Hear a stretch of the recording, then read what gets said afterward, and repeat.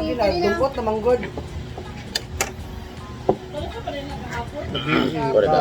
Siyempre kahapon naging na siya. Ilang dala? Tapos, ito yung ulam natin, pansit. Di buta sa sabak, di kada ko kayo. Bakit malay?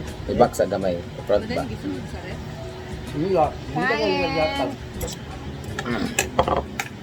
Hinatan lang ka. Ade. Dala pag ninyo yung bulad. Hindi. Ay, Dali kang gabi. When I live ha. Awareness. Ayan. Kain na tayo.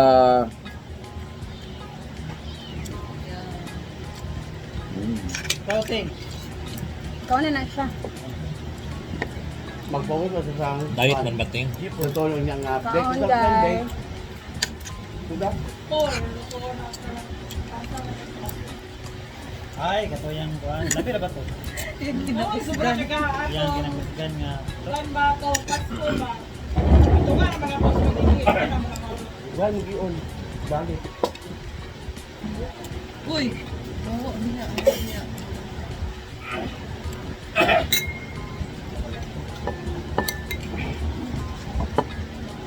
Hindi na chay, kaya magluto kasi mong sudan ron. Na pansit, bulad, o pork and beans sa ulam namin with ginataang langka. Sabaw lang rin ba? Dali. Beans. Ako may gichatan at kung walang siri. Ako gichatan. At kung may magpalit ba, Anong gusto yung topic ngayon? Ako dyan.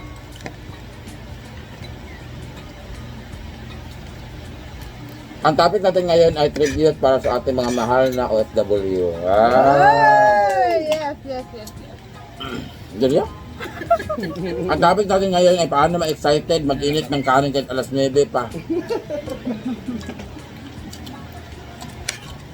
Kasi mostly sa mga minamahal talaga namin, hindi na namin tinatawag na fans or followers, but we call them friends, mama, ate. Talagang solid supporters talaga. At hindi na sila supporters, talagang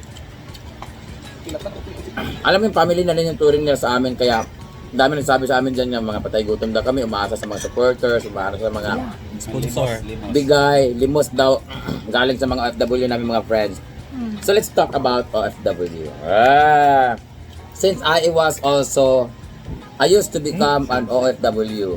I used to be one of them. Di ba pag OFW, ibig sabihin lahat, kahit pa may asawa ka, kahit mayaman ka, kahit pa citizen ka na doon, basta nagkatrabaho ka overseas o nakatira ka overseas. Di ba? OFW tawag sa'yo, di ba? Tuloy yan. So, ako talaga naka-experience talaga ako bilang OFW. And pinakauna talaga, ang hirap talaga maging OFW. Ganun, Gwen? Kasi there's a lot of things to sacrifice. Like, family. Siyempre, yung una, pangungulila mo sa pamilya mo, isasakripisyo mo yung mga taong mahal mo na makasama mo sila because you need to work. Una-una para sa sarili mo, para sa pamilya mo may iwan, gano'n. So, ang hirap ng gano'n kasi, awa, nahuhog na noon, kaliglas na. Ang hirap kasi, ang dami mong mamimiss na mga celebrations, birthday mo, birthday ng anak mo, birthday ng ganito, New Year nakasama mo sila, Pasko nakasama mo sila, unless maswerte ka na nabibigyan ka ng leave. Pero sa lahat ng mga OFW dyan, ng mga mayayaman na, may mga asawang apam, citizen na doon, congratulations sa inyo. Pero doon sa mga hanggang ngayon nagtatrabaho pa rin for the future ng mga pamilya nila, may namahal na at sa kanilang sarili. Yan na. So, para sa inyo itong video na ito. Kasi, sa mga pamilya naman dyan, mga anak at mga kapatid at magulang na may mga pamilya doon na nagtatrabaho sa ibang bansa, huwag niyo po silang abusuhin. Kasi, hindi niyo alam kung ano yung mga pinagdadaanan nila doon. Minsan nga, hindi nila sinasabi yung sitwasyon nila para hindi kayo mabahala sa kanila. Tapos, tag nito, kayo naman mga OFW dyan, magtabi talaga kayo ng pera ng sahod ninyo kasi hindi sa lahat ha, pero lahat naman mga ang mindset, iba kasi ang mindset ng mga merong pamilyang OFW eh. Baw ako, FW, magmama ko or ate ko.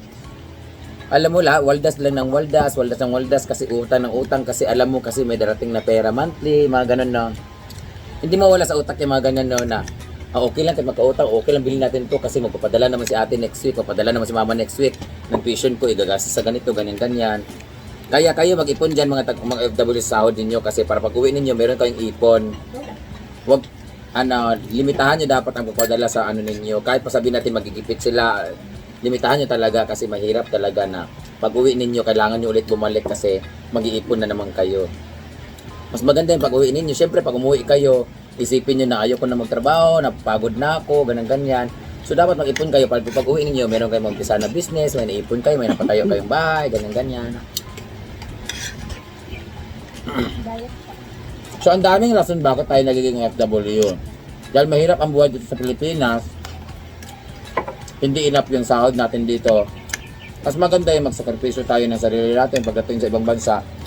Malaki naman ang income. Pero alam niyo, kadalasan sa FW, it's either single mother o may anak na, tapos kailangan itaguyod yung anak. Kaya mag-isip kayo mga bata-bata dyan. Mostly kasi, nauuna muna ang responsibilidad bago ang income. Nagets niyo yun, yung habang nag-aaral or teenager pa, nag-anak na. Pagkatapos mag-anak, kailangan mag-abroad, kailangan magtrabaho kasi bubuhayin yung anak. Huwag ganoon. Magtrabaho muna kayo bago kayo gumawa ng pamilya o mag-anak. Hindi naman iba naman hindi naman biglaan, hindi naman ginusto pero 'di ba? Naluoy gid sila. Mm. Kada uli wala na kwarta. Kasi may FW dyan, salamat sa mga tulong ninyo. Sa suporta ninyo. Mag-ipon kayo para pag-uwi nyo. Kasi hindi nyo alam yung galaw ng bitukan ng mga kamag-anak ninyo. Yung iba nga, naloloko pa, no? Bugbog Minsan pa. gusto na umuwi at magpahinga, pero marami pang binubuhay, pero Walang tulong. price pa. Yung ganon. Yung iba pa, binubugbog, ginagasa, ginapas lang. Yun. Kaya sa mga bata dyan, nako, OFW talaga papuntahan ninyo pag kayo nagkaanak ng maaga tapos wala kang ibang source of income dito kundi mag-DH talaga, lalo na sa mga DH talaga pagdating doon. Ang hirap-hirap, tapos minsan minamaltrato pa ng mga magulang, ay ng mga ng amo nila. Ito, nakikapatid ng OFW, di ba? Luoy kayo eh. Iyak na iyak pag tumatawag. Kasi na umuwi, ganun ba? Sabi nila hindi daw sapat yung pera pinapadala nila o hindi daw sapat ang kinikita nila papadala. Hindi, sapat po talaga. Hindi lang talaga marunong makontento yung mga pinapadalahan natin. Kasi alam nila kasi may perang OFW na papadala. Kaya imbes na magtipid, waldas lang ang waldas kasi alam nila may inaasahan sila. Tapos yung mga pamilya na nandito sa Pinas, pag nagme-message sila, hindi nagre-reply. Ang sakit para sa Saka lang magre-reply pag hihingi ng pera. kailangan. Pagkatapos natanggap yung pera, magpasalamat lang. Importante din sa mga OFW yung kamustahin mo sila. Kasi, yun lang yung parang nila. Kaya grabing epekto ng social media. Iba yung natutulong din ng social media din sa mga OFW kasi nawawala yung Minsan doon nila, nag-vlog na rin sila, doon nila na-express yung mga nila. Iba naman, nanonood sila ng vlogger, doon nila natutuwa sila kasi dahil sa mga video na papanood nila. So, thank you so much for always watching our video and for sharing your blessings. Kaya sa mga kabataan dyan, kung may plano kayo mag-abroad na kayo habang wala pa kayong anak. Huwag kayo mag-abroad because kailangan yung buhayin yung mga anak ninyo dahil single mom kayo, single dad kayo, or tatay kayo na walang may buhay sa anak ninyo, tapos mag-abroad kayo kasi yun lang yung niya. Hindi. Mag-abroad muna kayo, magtrabaho muna kayo para makaipon, saka kayo magtrabaho, saka kayo mag-anak, saka kayo mag-asawa. Kasi ang hirap nung nagtatrabaho ka para pambayad sa mga bill, utang, pagkain ng anak, eskwela, hindi. Maganda yung nagtatrabaho ka dahil iniipon mo. Yung pag-uwi mo, choice mo na yun kung saan mo gagasusin.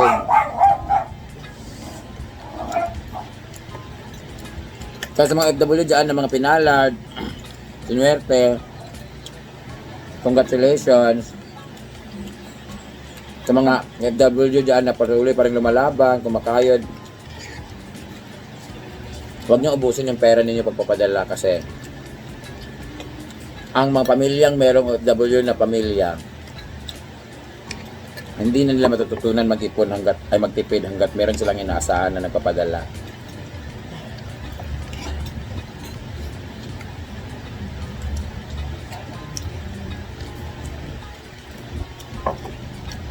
Hindi na chay, magluto lagi tarong.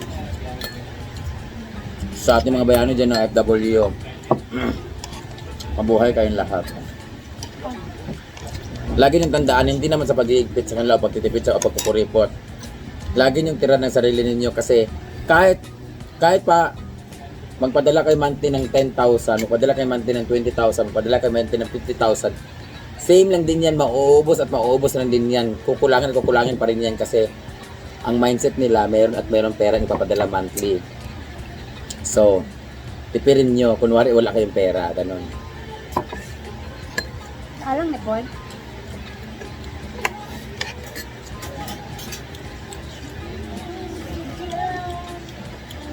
Di bali na maurubos ng pera nyo pag uwi. Basta kayo yung gumagastos. Dahil kakanin kami, Paul. Na? Sayang yung puso, ang dami, oh. Kagaya ko, ma'am, dito sa Kuwait, lagi ako nanonood ng vlogs mo araw-araw. Buti ka pang kaya. Salamat po for watching. Opo, talaga. Ewan ko ba, sa mga FW din, kung nakarelate kayo, kahit mapadala kayo ng, mas matitipid pa nga yung 10,000 na maliit lang kaysa sa 20,000. Diba, kahit tayo, diba, pag pera natin, mas tinitipid natin yung konti na yung pera natin kaysa malaki yung pera natin. Mas nabibigyan kasi natin ng value yung maliliit eh. Kasi sa lalaki. Ubus-ubus agad. Kaya sa mga bata diyan, sa mga anak na mayroong OFW na magulang,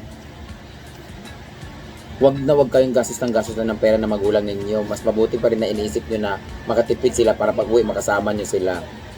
Huwag nyo ilagay sa mindset nila na hindi na gastusin ko yung pera na binibadala nila sa akin kasi yan na lang yung bawi nila sa akin dahil hindi ko sila kasama. Hindi nyo alam kung anong sakripisyo ang ginagawa ng magulang ninyo just to earn money for your future. Tsaka maswerte na sila, di ba, ma'am? Ang swerte na nila. Buwan-buwan meron. Hindi na, chay. Ilang birthdays, Pasko, New Year, ilang holidays ang kailangan nilang tiisin. Nagtatrabaho sila kahit Pasko, kahit holiday. Tapos ikaw, waldas lang ng waldas.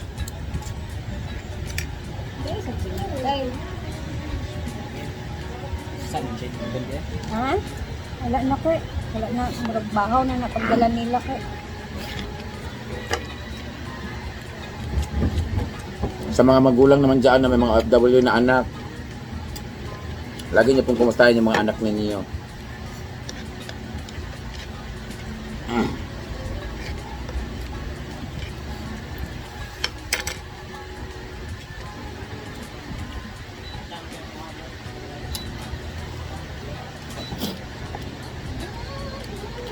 Kaya kayo mga OFW dyan, mag-ipon kayo para mag-uwi nyo. Meron kayong rason para hindi na bumalik kasi napagod na kayo.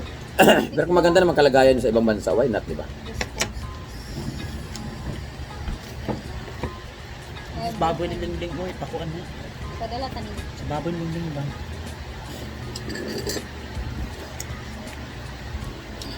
Excuse me. Mabuhay lahat ng FW. Bye-bye. Kain na ako. Peneteria. Tama naman yung mga sinabi din ni Madam about sa OFW. Basta ako is very thankful ako sa mga lahat ng laging nanonood ng OFW. And ang laki ng respeto ko sa mga OFW kasi nakita ko din yun sa kapatid ko, guys. Yung struggle niya, lahat, yung iyak niya na habang tumatawag. Sobrang talaga, nakaka-proud as a OFW. So, ayan, hanggang dito na muna tayo, guys. And see you mamaya. Mag-upload pa tayo ng isa. Mamayang hapon naman. Bye!